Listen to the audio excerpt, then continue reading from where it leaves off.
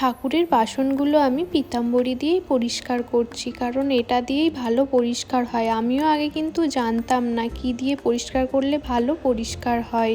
So hello friend, আমি টিয়া। আশা করছি আপনারা সবাই ভালো আছেন। আমিও কিন্তু খুব ভালো আছি। ঠাকুরের বাসনগুলো দেখো আমি এখানে পরিষ্কারভাবে ধুয়ে নিয়েছি। যেহেতু দেরি করেই ঘুম থেকে ওঠা হয়, সেই জন্য প্রথমেই ঠাকুরকে স্নান করে জলটা দিয়ে দিই, না হলে অনেকটা লেট হয়ে যায় রান্না করতে, নাস্তা করতে। এদিকে দেখো আমি মহাদেবকে স্নান করিয়ে নিচ্ছি। প্রথমেই আমি তো ঠাকুরকে স্নান করিয়ে প্রতিদিন এইভাবেই তুলে নিই জল থেকে। তোমরা কি ঠাকুরকে জল দিয়ে রাখো? তো আমাকে জানিও তো, আমি তো জানি না, সেই জন্য আমি ঠাকুরকে এইভাবেই স্নান করিয়ে তুলে নিই জল থেকে। তারপরে এদিকে দেখো রাধারানীর জন্য একটা বড় ফুলের মালা এনেছিল, ওইগুলোই ঠাকুরকে দিয়ে দিলাম, ভালোভাবে পুজো করে নিয়েছি। তারপরে আমাকে খুব খিদেও পেয়ে গিয়েছিল, সেই জন্য চলে গিয়েছিলাম রান্নাঘরে।